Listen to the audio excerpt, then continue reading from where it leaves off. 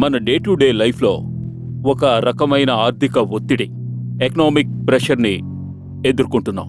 ఒక ఎక్స్పెరిమెంట్ ద్వారా అది ఎలాగో మనం చూడబోతున్నాం. నేను క్యూరియస్గా ఉన్నాను. Let's see.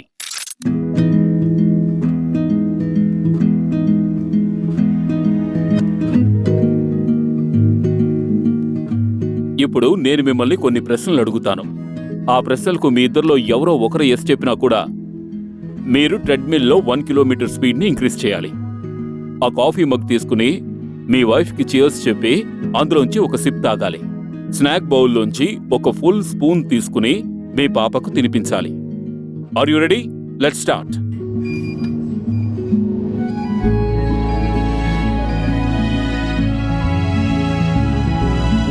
రేపు మీ పిల్లలు పెరిగిన తర్వాత మా కోసం మీరేమీ చేయలేదు అని లోపాలెంచుతారని భయంగా ఉందా? ఉంది. ఓకే, 1 కిలోమీటర్ స్పీడ్ని ఇంక్రీజ్ చేసుకోవచ్చు.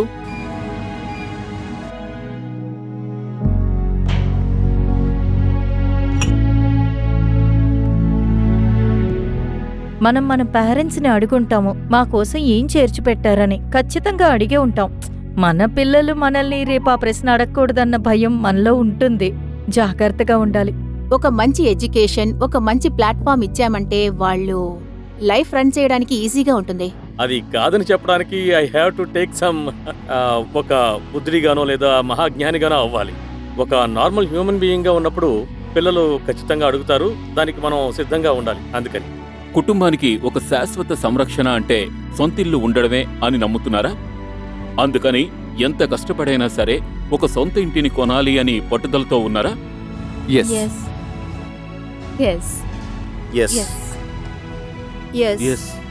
1 కిలోమీటర్ స్పీడ్ని ఇంక్రీజ్ చేసుకోవచ్చు.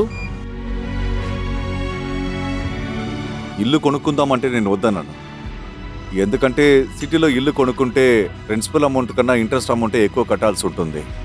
లైఫ్ లో మనం చివరి కాలం కూర్చోడానికి ఒక చోటు కావాలి కదా sir.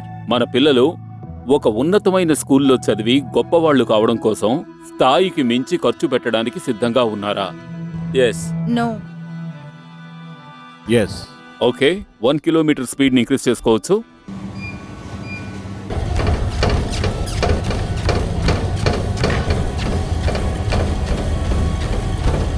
You can do it.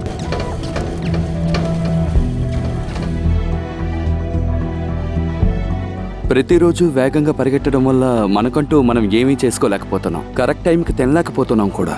చాలా స్ట్రగుల్ అవుతున్నారు. మనం వెళ్ళి సాయం చేద్దామని అనిపిస్తూ ఉంటుంది. Be careful.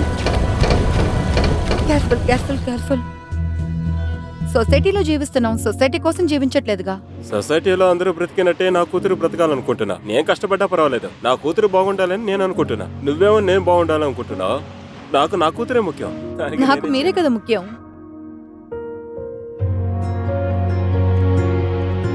ఒక పెద్ద మొత్తాన్ని ఆదా చేసి కొనేంత వరకు ఆగకుండా కుటుంబ సభ్యుల కోరికను వెంటనే నెరవేర్చడం కోసం ఈఎంఐ పద్ధతిని వాడుకుని కొనాలనే ఆలోచన ఉందా? ఎస్.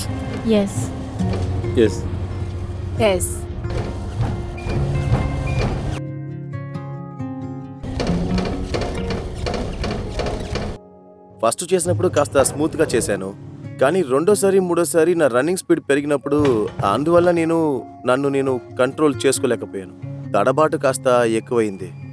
అప్పుడు నా కాన్సంట్రేషన్ మిస్ అయినట్టు కాఫీ కూడా మిస్ అయింది. రిలాక్స్గా చేయలేకపోతున్నాను. ఫ్యామిలీతో అన్నీ తొందరగా ఇచ్చేసి వెళ్తున్నట్టుగా ఉంది. మన ఇంట్లో ఫంక్షన్స్ జరిగినప్పుడు మిగతా వాళ్ళు ఇచ్చినట్టు మనం కూడా ఆ స్థాయిలోనే ఇవ్వాలన్న తపనతో అప్పు చేసైనా సరే చదివింపులు చదివించడం కరెక్ట్ అనుకుంటున్నారా? Yes. 1 kilometre speed please increase.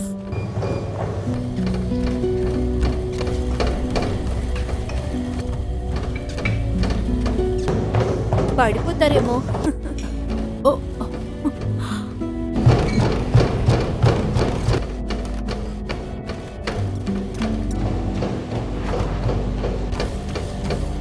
Moments పెరిగే కొద్దీ, వేగం పెరిగే కొద్దీ వీళ్ళని మనం చూసుకుంటే చాలు. మనకింకా చాలా ఉన్నాయి, తర్వాత ఇంకా ఉన్నాయి.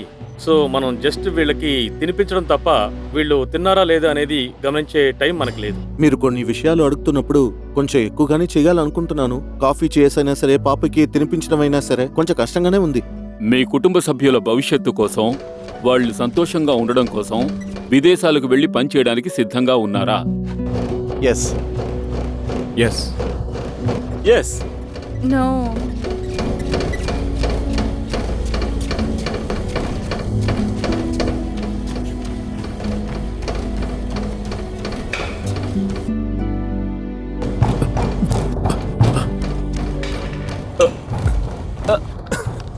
జాగ్రత్త జాగ్రత్త జాగ్రత్త అండి.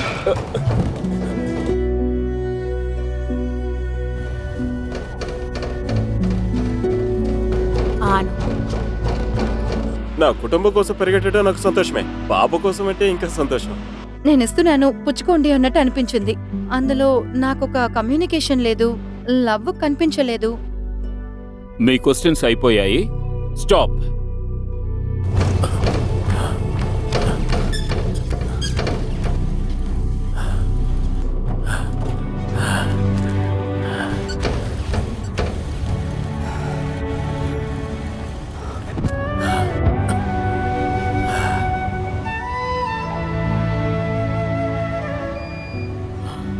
జీవితం ఎంత కష్టమైందో ఈ చిన్న ఎక్స్పెరిమెంట్లోనే తెలుస్తోంది.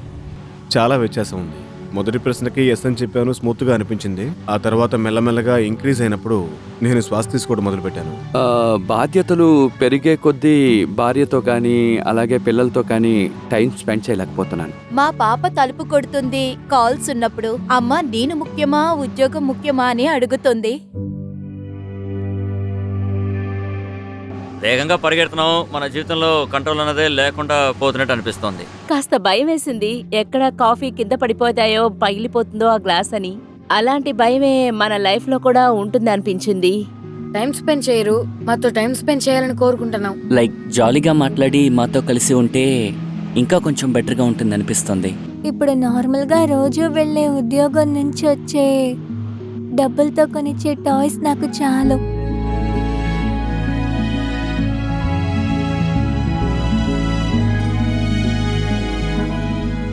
మనమందరం ఒక విషయాన్ని ఎక్స్పెరిమెంట్ ద్వారా బాగా అర్థం చేసుకున్నాం. మనం దేని వైపు పరిగెడుతున్నాం, మన పరుగుకి అర్థం ఏమిటన్న అవగాహనతో ఈ పరుగుని మొదలు పెడదాం. ఈ ఎక్స్పెరిమెంట్ని కార్మేని సెల్వం అనే సినిమా కోసం మేం చేశాం. ఈ సినిమా April 3rd, 2026 world wide Tamil and తెలుగులో రిలీజ్ అవుతోంది. అందరూ మర్చిపోకుండా థియేటర్కి వెళ్ళి చూడండి. We seek your wishes, blesses. Thank you so much.